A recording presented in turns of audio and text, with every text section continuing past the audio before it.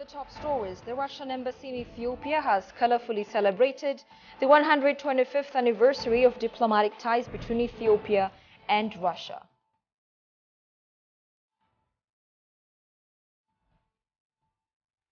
And the AFDB says it is supporting operations worth $1.3 billion in Ethiopia.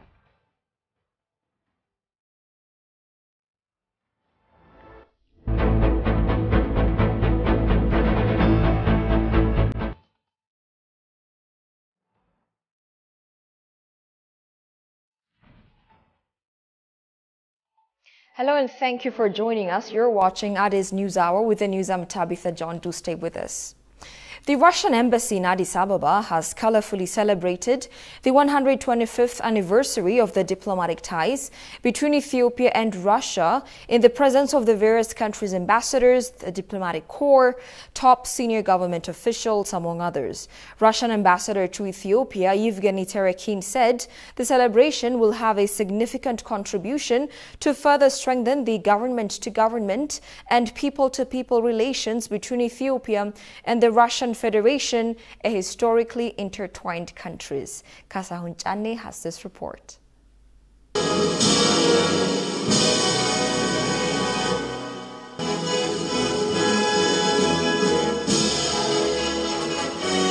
Ethiopia and Russia have cooperated in areas of bilateral relations bordering on trade, economic development and capacity building, as well as on regional and international issues for more than a century, being hand in glove and remaining genuine partners in successive governments. And the presence of ambassadors from several nations, members of the diplomatic community and top-ranking government officials, the Russian embassy in Addis Ababa colorfully commemorated 125th anniversary of diplomatic relations between Ethiopia and Russia.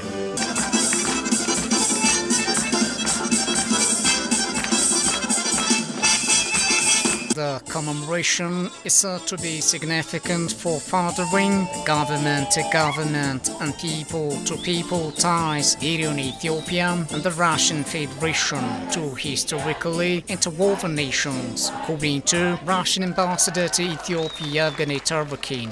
Pictures, copies of photographs, copies of letters, and other artifacts illustrating a two-nation century-old diplomatic ties were on display at the anniversary. On the occasion, Russian ambassador to Ethiopia, Yevgeny Terekin, congratulated the Ethiopian government and people on the approaching 127th anniversary of the magnificent victory of Adwa. Ambassador Terekin stated that the Adwa victory not only demonstrated Ethiopia's power and leadership at the time, but also paved the way for the fight for independence in other African countries, stating the Russian Federation's support for Ethiopia at the time. It is worth noting that relations between the two countries started to move forward long before that.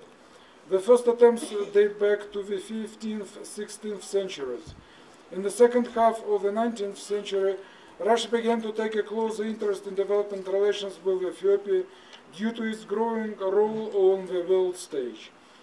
The Russian government was also aware of the need to acquire new partners on the African continent as it strengthened its international positions. On the other hand, it is important to note that Russia, unlike the so-called countries of civilized Europe, had no colonial aspirations in Africa and has not sullied itself with the crimes of the colonial era. There is no doubt that religion was an important basis for this rapprochement with Ethiopia, since both countries were predominantly Orthodox at that time. In addition, Ethiopia, as an uncolonized free country, needed a strong partner among the European powers, which without aggressive ambitions would help it to build its army and preserve its political sovereignty. Thus, Russia came to the aid of the Abyssinian Empire as early as 1895 during the Italian aggression. 30,000 rifles and 5,000 sabers were sent to help the Ethiopian army, and the mission of the Russian Red Cross arrived to the country to deliver medical support to the sick and wounded. During the famous Battle of Adwa, a group of Russian volunteers under the command of Nikolai Leontiev was in the army of Emperor Menelik II. Speaking at the event, Ambassador Shetit Lahun, Director General of the European and American Affairs at the Ethiopian Ministry of Foreign Affairs, said that Ethiopia and Russia have consistently vowed to strengthen their centuries-long cooperation, multilateral forum, and protected their interests in ways that are consistent with their cordial relations. Specifically, their positions on a number of occasions, such as the issues of the Grand Ethiopian Prince and Sudan, support for the Treaty of Adwa, and many more that may be named. Ambassador Shete noted that the government of the Russian Federation has excellent knowledge of the situation in Ethiopia. The Director General emphasized that Ethiopia's government is grateful to the Russian Federation for all its contributions, particularly maintaining its unwavering position throughout the country's struggle and the northern during Ethiopia's difficult times during the Battle of Adwa. In 1896, Russia stood on the side of Ethiopia against the colonial invasion of Italy. During the Battle of Adwa, the Russian Red Cross rendered life-saving medical aid to the patriots who were injured in the war, and that footprint is before our eyes today also. Today's modern Jazmach Balcha Hospital, as we all know, which is jointly owned and operated by the Russian and Ethiopian governments, is living testimony for Russia's contribution during Ethiopia's struggle against fascism. The same was true when the eastern part of Ethiopia was invaded by the government of Somalia in July 1977.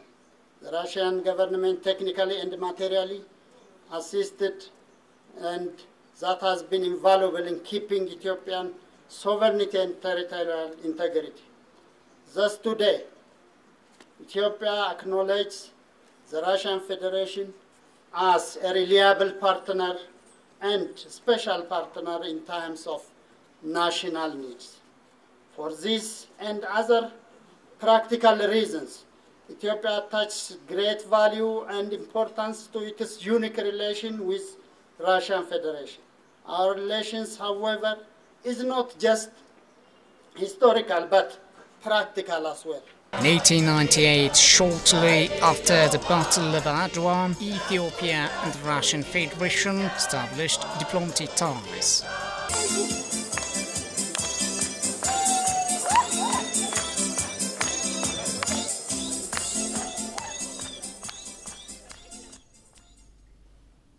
Special attention has been given to strengthening industry-university linkage in order to achieve the target set in the industrial sector in Ethiopia, according to the Ministry of Industry. Speaking at a discussion forum organized by Unity University, Industry Minister Melaku Allebel said strengthening the relationship between industry and academia is crucial to achieving the national goals set in the manufacturing sector. According to him, industries have a skill gap, and this gap can be filled when higher education institutions and industries work together. He pointed out that the ministry started the campaign dubbed Let Ethiopia Produce a year ago to support the linkage between industry and universities, apart from making existing industries utilize their full production capacity. Lack of input, finance, infrastructure, skilled manpower, government service and support are the underlying factors disturbing the industry, the ministry stated. About 150 students of the Unity University were present at the discussion, and similar discussions will continue in the future.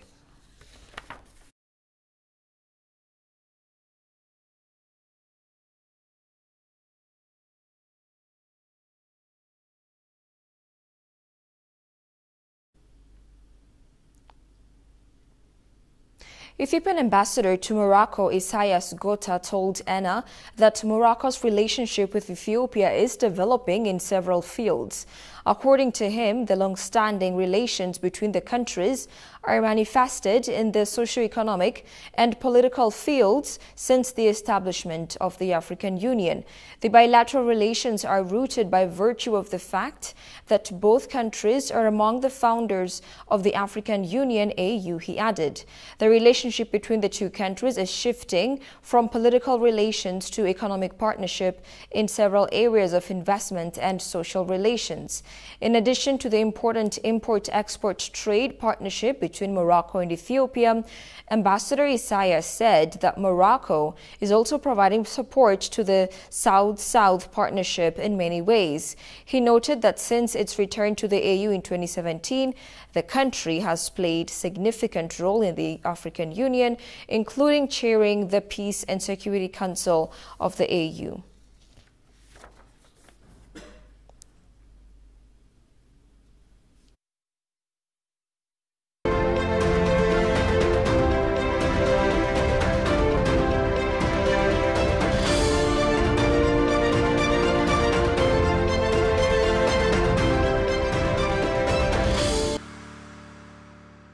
We are the gateway for all foreign direct investors. Perfectly having the peace will definitely help us and boost the potential of Ethiopia. Even during those conflict time, Ethiopia has a big potential. So majorly, more than $3.4 billion of investment has come last year. Kind of half cabinet will be at the board of Ethiopian Investment Commission. So this shows the commitment of government. So secondly is, the investor needs to know that majorly they have a question of repatriation of their profit. Actually, repatriation of their profit is allowed in our law. It's a very clear one. And the Ethiopian Investment Commission is ready to welcome you, whether you are local or foreign direct investors, to invest in Ethiopia. We believe that it's time to invest in our country. It's time to invest in Ethiopia. We are providing and making sure that we are doing the ease of doing business for the country, and majorly we are implementing the aftercare strategy.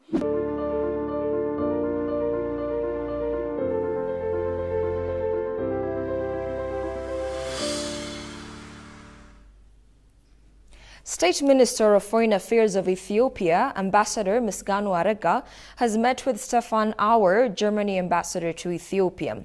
According to Ministry of Foreign Affairs, the two sides discussed on bilateral and multilateral matters of mutual concern. During the conversation, Ambassador Misganu Arega appreciated Germany's long-standing and stronger partnership with Ethiopia. He also spoke about Ethiopian government's commitment to ensuring accountability while emphasizing that the Commission of Human Rights Experts in Ethiopia, ICHRI, is a politically driven commission. He encouraged Germany to support Ethiopia's sovereignty by terminating the mandate of the commission. Ambassador Stefan Auer, for his part, congratulated Ambassador Misganu Arega on his appointment as State Minister for Foreign Affairs and stated that Germany looks forward to re-engage and develop its bilateral partnership.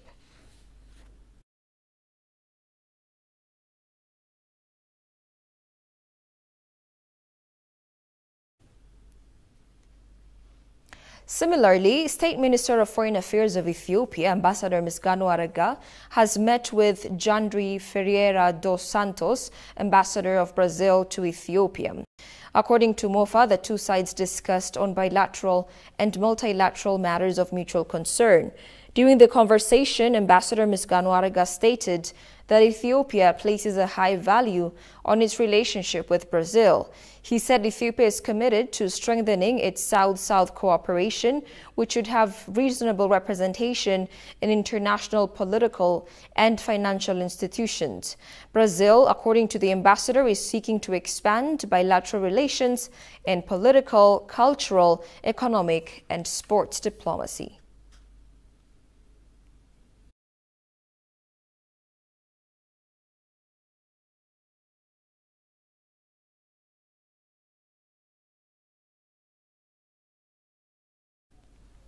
Various scholars said Ethiopians can do what people think cannot be done when they are united, as demonstrated by the Battle of Adwa. In an exclusive interview with ENA, scholars said Ethiopians could become a good example for Africa once again if they follow their forefathers' strong unity in defying oppression. Haptamu Ashagwe presents ENA's report.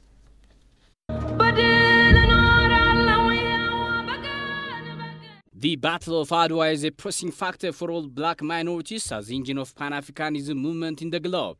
Talking to ENA, scholars said the victory of Adwa is also a motivation for the independence of many African countries, but is not well acknowledged by the West.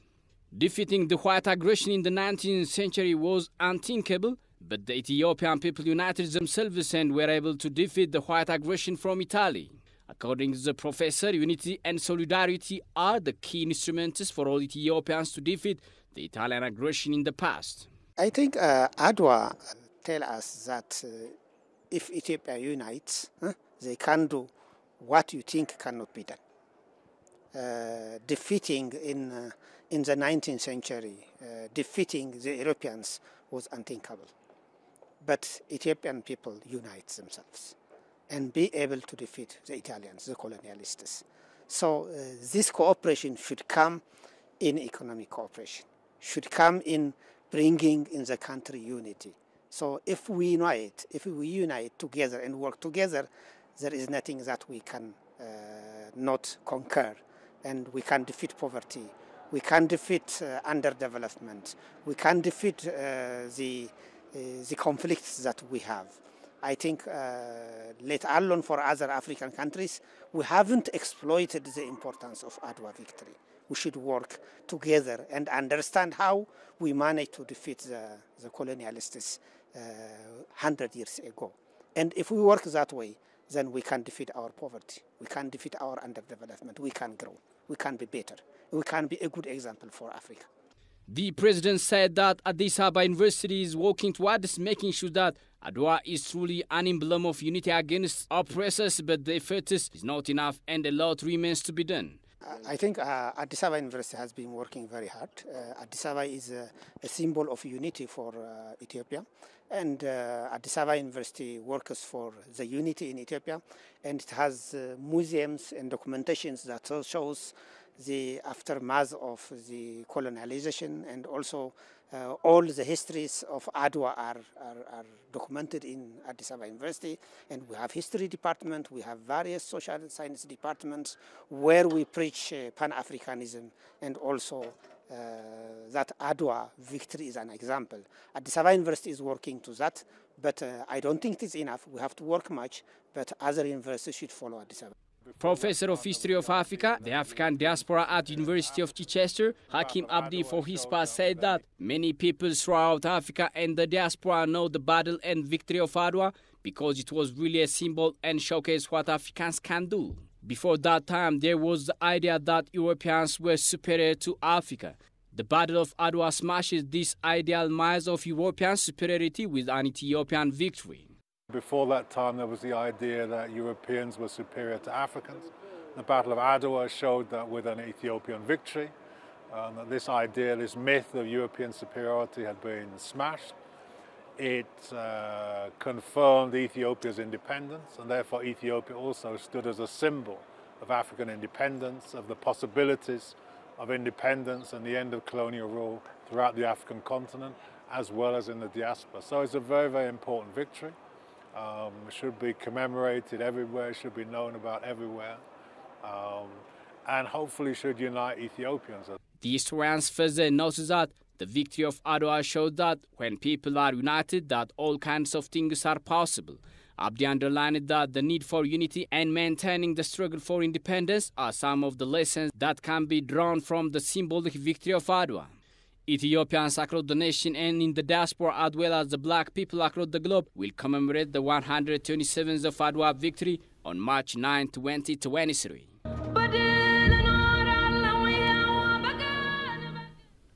Hermela Regawi, an international journalist and the voice of Ethiopia on the world stage at various times, as well known for the No More movement and struggle, explained that it is possible to understand the true spirit of Pan-Africanism by studying and learning the history of Pan-Africanists. Approached by ETV, Hermela said that Pan-Africanism is an intergenerational struggle, and the more we understand it, the more we can avoid conflicts in Africa. Johannes Fentaun has the full story.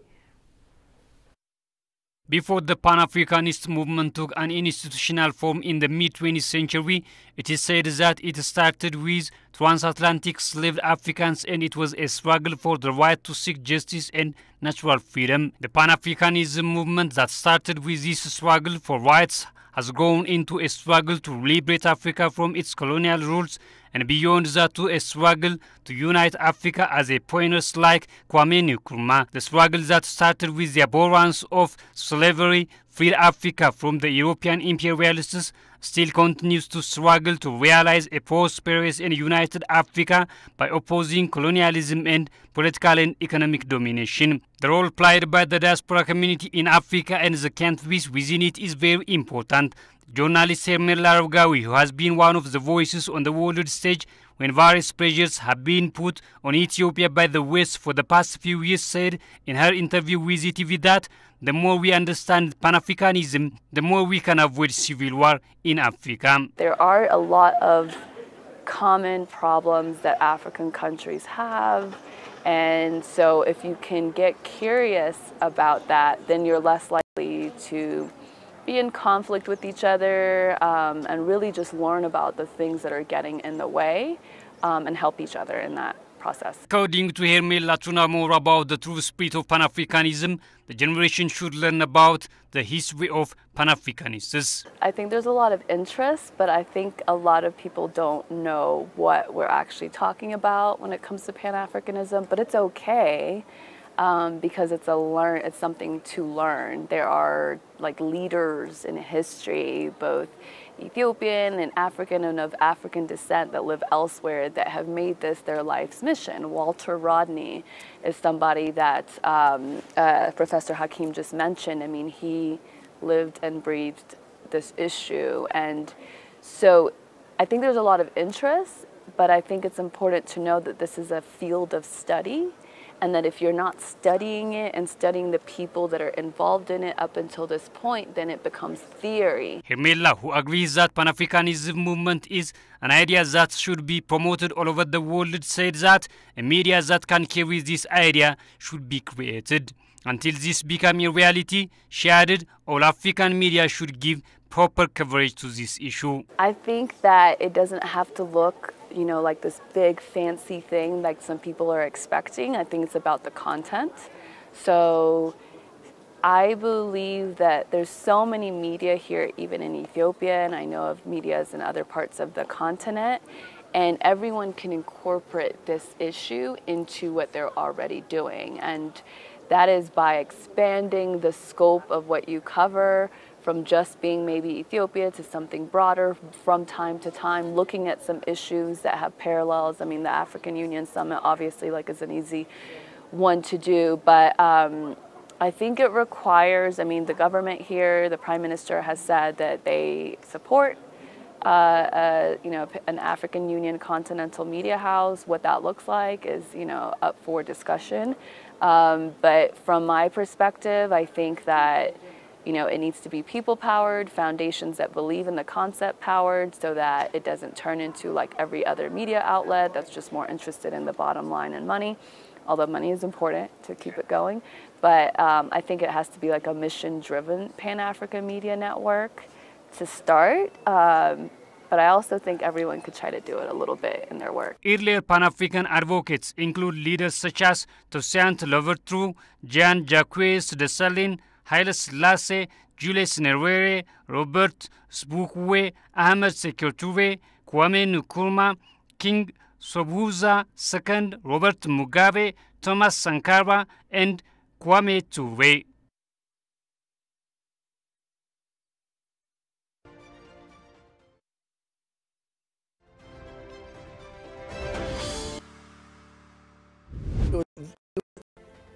difficult to understand why Ethiopia didn't have a stock market.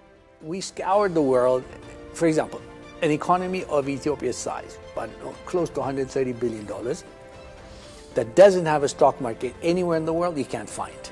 So these are like the 5 pillars. Now, within each one of them, there are subsectors, right? So when we talk about manufacturing, Ethiopia has excellent opportunity to attract labor-intensive manufacturing, clothing, shoes, that kind of stuff. You know, one of the reasons I always focus on this is because labor-intensive industries that used to go to China. Simple word, Ethiopia is open for business. I mean, I think that's the best way to just, if we are to give it a tagline, open for business, right? But I will answer yours specific. So, one of the most exciting reforms, what I call a mega reform, that has happened in the last 2 years in the economic sector, is telecoms.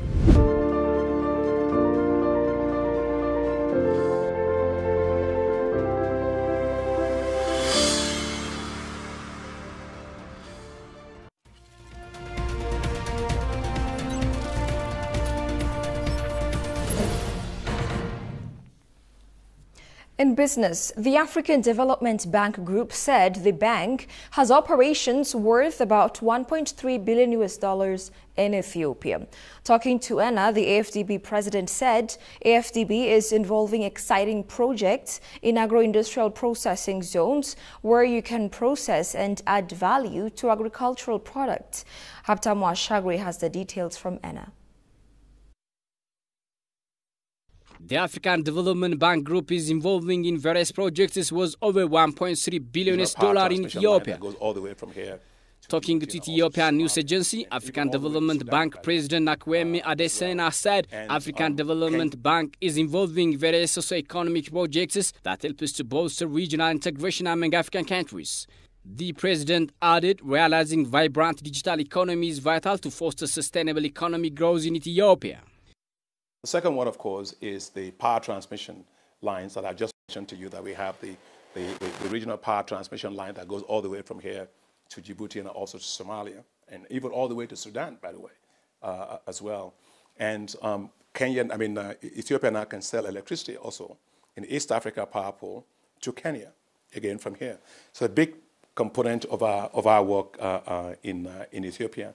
Now, the other area where we're also investing heavily in Ethiopia is the digital economy, because as you know, the economies are becoming much more digital. The Prime Minister is opening up the economy. So we're investing quite a lot in digital infrastructure in the country. Adesina underlined that African Development Bank is also doing significant work in making sure that people can have access to water and sanitation.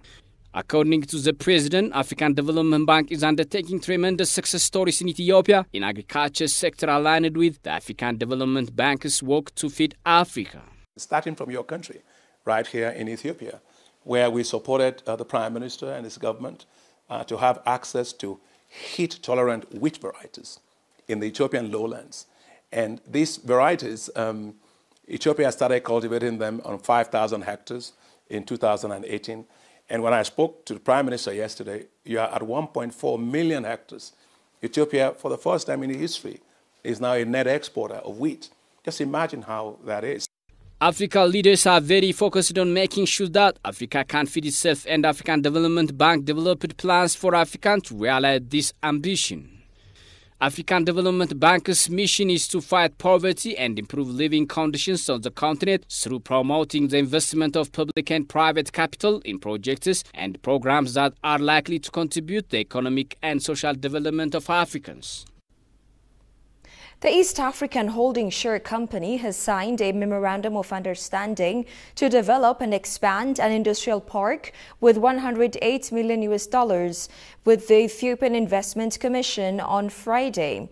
The industrial park, which is expected to accommodate manufacturing, agricultural products processing and many other sectors, will be built and expanded on 100 hectares of land in Bishoftu town. Investment Deputy Commissioner Daniel Teresa Ethiopia and East African Holding Share Company CEO Birru Walde signed the MOU. East African Holding Share Company chairperson Buzayo Tadele said that the indigenous company has been playing a significant role in creating wide employment opportunities and earning foreign currency. The project is expected to be finalized in the next 4 years and will create 15,000 jobs and enhance export, he added, according to ENA.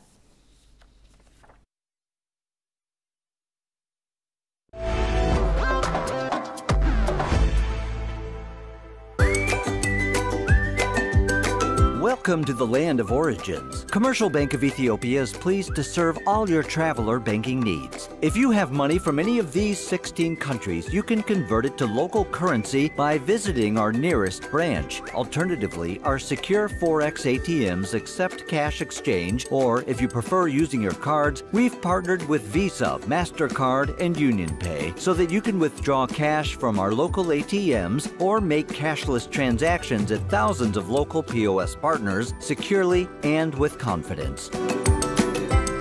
We are linked with more than 700 global banks through our direct SWIFT address, CBE Teta. We also work with 16 international money transfer agents, out of which Tune and World Remit enable you to make direct deposits into our savings and current accounts or our popular CBE Birr mobile wallet. Commercial Bank of Ethiopia, the bank you can always rely on.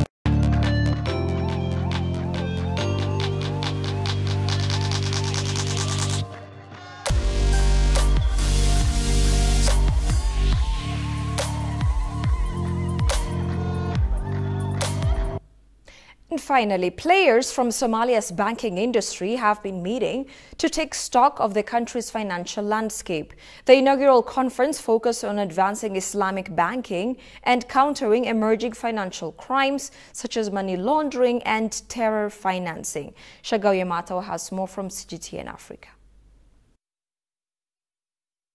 Authorities in Somalia have underscored the role of banking industry in empowering economic growth of the Horn of Africa nation.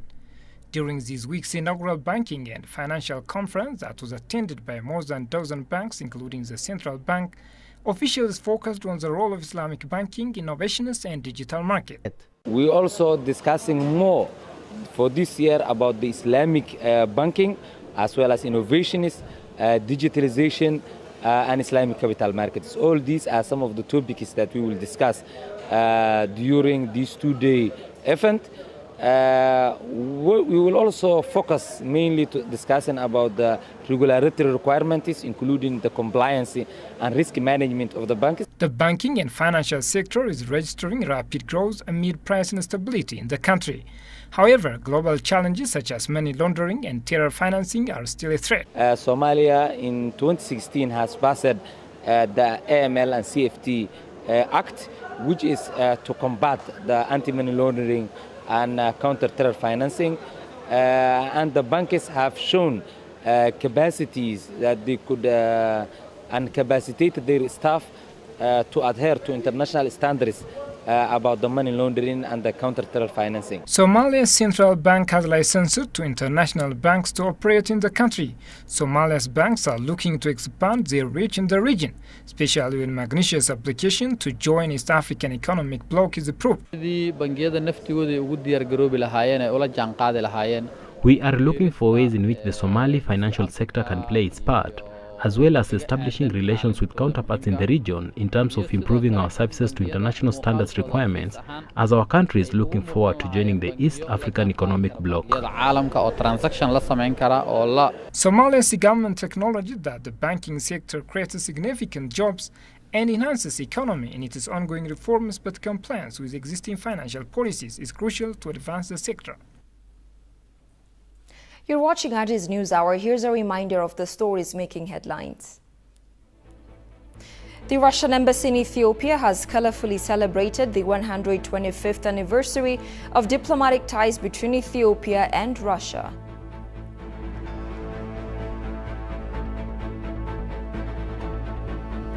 And the AFDB says it is supporting operations worth $1.3 in Ethiopia.